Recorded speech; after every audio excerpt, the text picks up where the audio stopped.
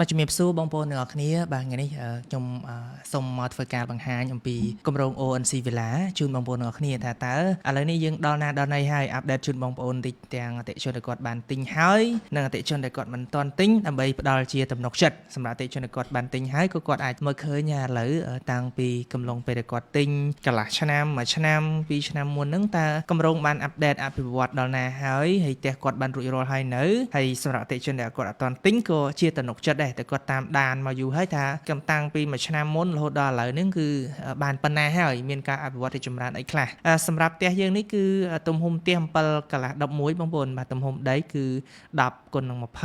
ទលាយស្អាតធំហើយផ្ទះយើងរៀបឥដ្ឋ20ទៀតបងសំខាន់ដបូលប្រក់ក្បឿងទៀតអញ្ចឹង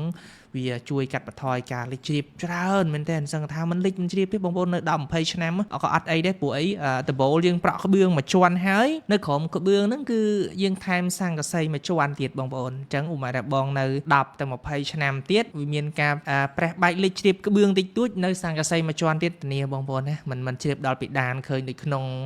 Facebook មានការហូរជ្រាបអីទេអត់ទេបាទធានាជូនបងប្អូនទាំងអស់គ្នាអាចមកស៊ើបសួរជាមួយនឹងអតិថិជនដែលគាត់បាននៅក្នុងគម្រោងផ្ទាល់បានហើយនេះគឺជាការបង្ហាញផ្ទះអតិថិជនដែលគាត់បានទិញតាំងពីកំឡុងពេលបុកគ្រឹះអញ្ចឹងមកទល់ពេលនេះគឺគាត់បានចូលរស់នៅបដាហើយបងប្អូនបាទនៅក្នុងគម្រោងទី5យើងនេះពោះជាក់ស្ដែង ONC នេះយើងបានបង្កើតឡើងនឹងចូល5គម្រោងហើយបងប្អូនអញ្ចឹងហើយគម្រោងទី1ទី2ទី3ទី4ហ្នឹងគឺបានរួចរាល់ជាស្ថាពរហើយបញ្ចប់ហើយបងប្អូនណាបកគលផ្ទះបកគលប្លង់អតិជនចូលនៅអស់ហើយគម្រោងទី5នេះទៀតចោតក៏ហើយចូលពាក់កណ្ដាលអតិចូលនៅចូលពាក់កណ្ដាលហើយបងប្អូនបាទនៅតែក្រោយដែលយើងធ្វើបន្តទៀតទេអញ្ចឹងនេះគឺបង្ហាញពី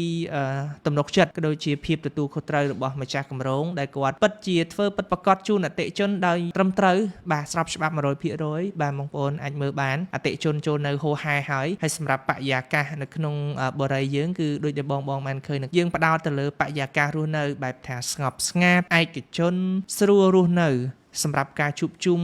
ក្រុមគ្រួសារមិត្តភ័ក្តិបងប្អូននៅក្នុងឱកាសបុណ្យទាននានាបាទនៅផ្ទះអត់អញ្ញែអញ្ញៃច្រើនបរិយាកាសទលាយចឹងទៅធ្វើអារម្មណ៍យើងស្រស់ស្រាយសប្បាយចិត្តទៅក្នុងការរស់នៅណាបងប្អូនបាទដូចផ្ទះខ្លះដែលគាត់ទិញបានល្អទៅនៅជាប់សួនហ្នឹងទៅស្រួលនៅក្នុងការអង្គុយលេងរត់លេងដើរហាត់ប្រាណជាមួយនឹងក្រុមគ្រួសារ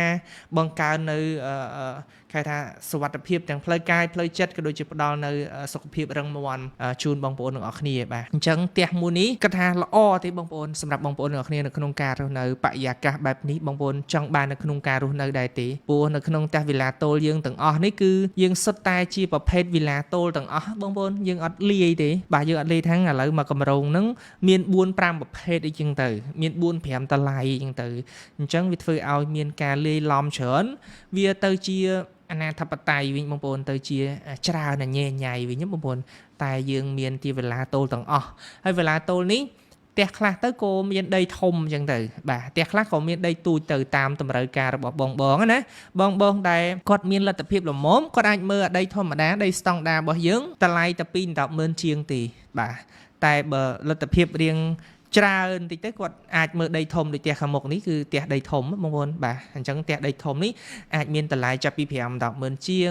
6-7-10ឡើងអញ្ចឹងទៅតាមលទ្ធភាពរបស់ពួកគាត់តាមអីដែលបងចង់បានហើយជាពិសេសកន្លែងចំណតឡាននេះ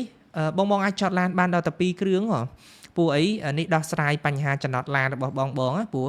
បងខ្លះរស់នៅបច្ចុប្បន្នពិបាកនៅក្នុងការចតឡានអាចថាចតឡាននៅក្រៅលបងបុរីអញ្ចឹងវាអសុវត្ថិភាពខ្លាចបាត់កញ្ចក់បាត់អីអញ្ចឹងទៅបាទហើយដល់ពេលយើងមានចំណតឡានដល់តែ2បើយើងមានឡាន2គ្រឿងយើងដាក់ចូលទៅឬក៏មានម៉ូតូទៅយើងព្រោះឥឡូវបច្ចុប្បន្ននេះភាគច្រើនមកផ្ទះយ៉ាងហោចណាស់ក៏មានឡានមួយដែរបងប្អូនណាបាទហើយបញ្ជាក់បងណាសម្រាប់ផ្ទះយើងនេះបច្ចុប្បន្នយើងមានទាំងផ្ទះដែលសង់ហើយស្រាប់និងផ្ទះកំពុងសង់គេលោថាបងត្រូវការប្រញាប់ចូលនៅអីអាចអញ្ជើញមកមើលផ្ទះសង់ហើយស្រាប់បានអត់ពិបាករងចាំយូរទេបងអញ្ជើញមកមើលបងទៅចែកតម្លៃគ្នាត្រូវលក្ខខណ្ឌគ្នាត្រូវកក់ថ្ងៃហ្នឹង ស្អែករៀបចំឲ្យបានចូលនៅក៏បានព្រោះហើយស្រាប់ហើយហ្នឹងអញ្ចឹងបងអត់ពិបាករងចាំយូរទេហើយប្លង់ក៏មានស្រាប់ទៀតអញ្ចឹងបងអត់មានអីធ្វើបារម្ភខ្លាចអត់មានផ្ទះអត់មានប្លង់ទេណាព្រោះផ្ទះហើយស្រាប់ប្លង់ក៏មានស្រាប់អាចផ្ដិតមេដៃកាត់ឈ្មោះជូនបងបានភ្លាមតែម្ដងតែបងថាំងឥឡូវបងខុសគ្នាតែអញ្ចេះបងអាផ្ទះដែលហើយស្រាប់ហ្នឹងគឺលក្ខខណ្ឌឲ្យចូលរួមមុននឹងច្រើនលេខ 30% ណាចាប់ពី 30% ឡើងតែបងថាំងឥឡូវបងអត់មាន 30% ទេអញ្ចឹងបងអាចរងចាំតិចទៅយើងអាចមើលផ្ទះក្នុងកំឡុងពេលសាងសង់ទៅបាទក្នុងកំឡុងពេលសាងសង់យើងអាចមាន4ខែមាន10ខែមាន2 10ខែមាន18ខែអញ្ចឹងបងសួរទាំងឥឡូវផ្ទះកំពុងសង់4ខែ10ខែ2 10ខែវាខុសគ្នាមិនអូនសម្រាប់ផ្ទះដែលសង់4ខែមានន័យថាបងអាច4ខែហ្នឹងយើងមានពេលនៅក្នុងការបង់ 30% រយៈពេល4ខែហ្នឹងអញ្ចឹងបងដាក់ឥតការប្រាក់តែបងថាឥឡូវ 30% រយៈពេល4ខែហ្នឹងវាតិចពេកលទ្ធភាពបងទៅអត់រួចបងអាចមើលទៅផ្ទះដល់មាន2 10ខែឬក៏8 10ខែអញ្ចឹងណាបងអញ្ចឹងគឺបើទូទៅធ្វើ8 10ខែគេលោថាបងមានចង់មានមុនតិចអាចចូលរួមមុនត្រឹម 5-6,000 យើងសល់ពេល8 10ខែដើម្បីបង់ប្រគ្រប់ 30% អញ្ចឹងហើយអត់មានអស់ការប្រាក់ទេបងចំណេញមែនតើណាលក្ខខណ្ឌនេះចំណេញហើយនៅសល់ 70% ទៀតបងអាចធ្វើការបង់រំលោះទៅជាមួយនឹងធនាគារបានព្រោះដោយសារតែផ្ទះនេះគឺយើង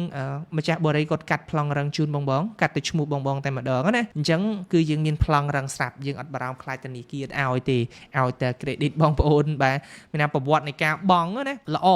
យើងអត់ធ្លាប់មានប្រវត្តិបង់លេតឬក៏បងដែលអត់ធ្លាប់ខ្ចីអាហ្នឹងនឹងតែល្អស្រាប់ហើយអញ្ចឹងណាអញ្ចឹងគឺល្អមែនទែនសម្រាប់បងប្អូនទាំងអស់គ្នាបញ្ជាក់ជូនបងបន្តិចទន្ទឹមនឹងនេះគឺយើងមានទីតាំងបងប្អូនណាគីឡូថាំងបងឃើញហើយចាប់អារម្មណ៍ស្រឡាញ់ហើយចង់ដឹងទីតាំងបងទីតាំងបរិយាយើងនេះគឺនៅខាងម្ដុំផ្លូវទំនប់កប់ស្រូវបងធ្លាប់ស្គាល់ទេនៅខាងប៉ែកម្ដុំផ្លូវទំនប់កប់ស្រូវបាទ